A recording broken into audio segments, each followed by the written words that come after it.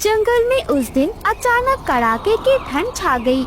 हवा इतनी तेज चल रही थी कि बड़े बड़े पेड़ भी हिल रहे थे। रानो चिड़िया का नन्हा सा घोंसला, जिसमें उसके छोटे छोटे अंडे थे, बर्फीली हवा में हिल रहे थे, जैसे बस टूटने ही वाले हों। अरे ये तो हड्डियाँ तोड़ ठंड है। हे भगवान, मेरे अंडे तो जम जाएंगे। अगर ये ठंड ऐसी ही चलती रही ना, तो मैं और मेरे बच्चे दोनों मूंगफली बनकर जम जाएंगे। पास के डाल पर कालू कौवा और गोरी कौवी दोनों बैठे तमाशा देख रहे थे।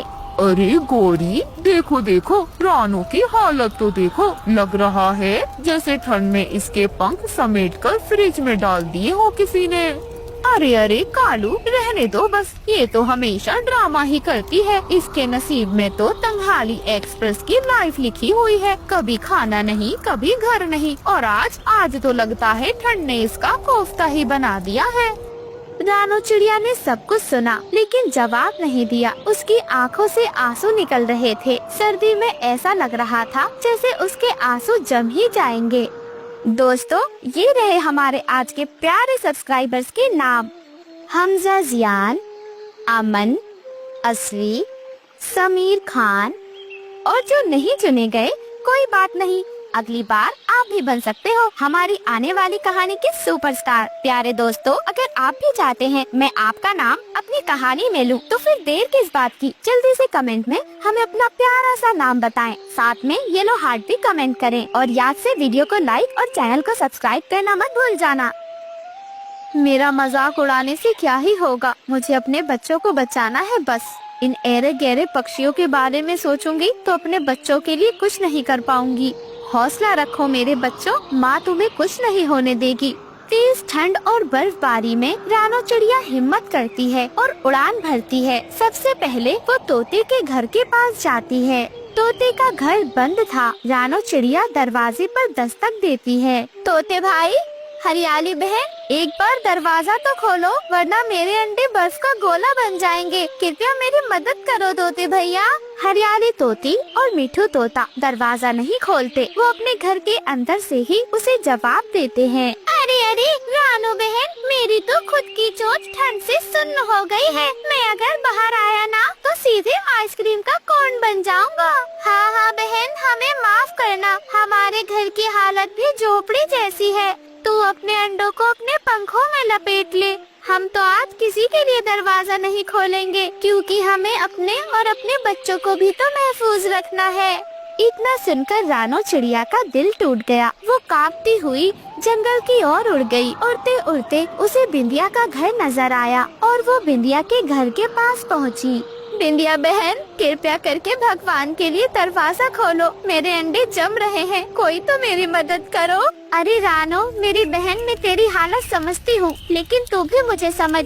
अगर आज मैंने दरवाजा खोल दिया ना, तो मेरे बच्चे ठंड से चिड़िया के बच्चे नहीं, ठंडा बर्फ का गोला बन जाएंगे। मुझे माफ कर दे बहन, ये मैं अपने लिए नहीं, बल्कि अपने बच्चों के लिए कर रही हूँ।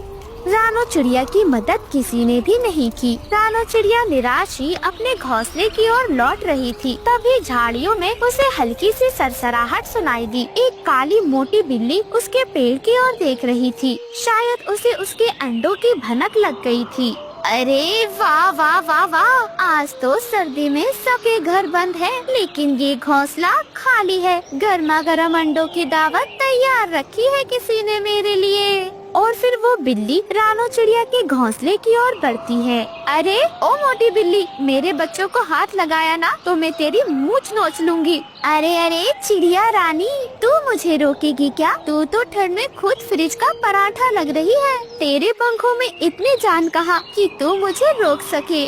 आज तेरे गर्मा गर्म अंडे खाकर मैं और गर्म हो जाऊंगी। रानो चिड़िया हिम्मत करती है और पूरी ताकत से बिल्ली पर झपटती है। तेज हवा में दोनों की भयंकर लड़ाई होती है। आखिरकार बिल्ली फिसलकर पेड़ की डाल से नीचे धड़ाम से गिर जाती है, लेकिन हवा के कारण रानो चिड़िया का एक अंडा घोंसले से नीचे गिर जाता है। नहीं, हे भगवान, मेरा बच्चा कहाँ गया तू? लौट आ मेरे लाल।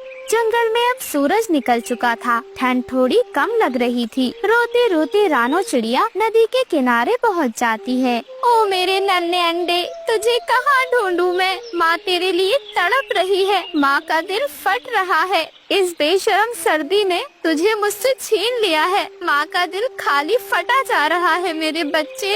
उसी समय नदी से हल्की सी रोशनी उठी, पानी चमकने लगा और एक जादुई नदी देवी प्रकट हो गई। रानो बेटी, तेरी ममता ने मेरा दिल पिघला दिया। तू चिंता मत कर, तेरा अंडा मेरे पास सुरक्षित है मेरी बच्ची। और फिर नदी देवी धीरे धीरे पानी से उस अंडे को बाहर निकाल देती है।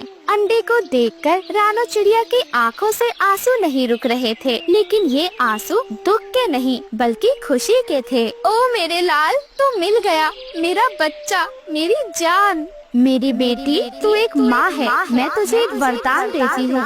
ये ले, ये एक पालक के पत्तों से बना हुआ जादुई घर है, जिसमें तू, तेरे बच्चे और तेरी ममता हमेशा सुरक्षित रहेगी। और फिर नदी में एक चमक होती है और एक सुंदर बड़ा मजबूत पालक के पत्तों से बना हुआ चमकदार घर बनकर बाहर आ जाता है। उसके अंदर गर्माहट थी और ठंड का कोई असर नहीं था। अरे, ये तो पालक का घर है। ये तो मेरा सपना था। ऐसे ही रानो चिड़िया अपने पालक के घर में खुशी खुशी रहने लगती है। हरियाली तोती और बिंदिया, कालू कौवा, गोरी कौवी सब बस पछताते हुए उसे देखते रह जाते हैं। अरे अरे हरियाली, अगर हमने आज उसकी मदद की होती तो ठंड में हमें भी पालक का घर मिलता। अगर नहीं भी मिलता तो रानो हमें घर में घुसने का मौका जरूर देती।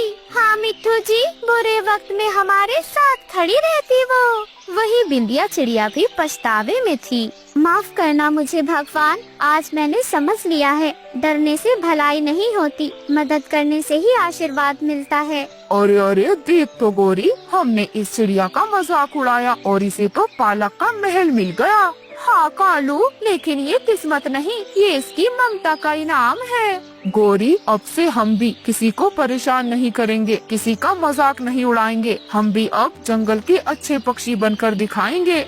हाँ कालू जी, मैं भी कसम खाती हूँ, जंगल के पक्षियों को अपना परिवार का हिस्सा समझूंगी। कभी कोई चालाकी नहीं, सबके साथ मिलजुल कर रहूंगी और रानो से माफी भी मांगूंगी।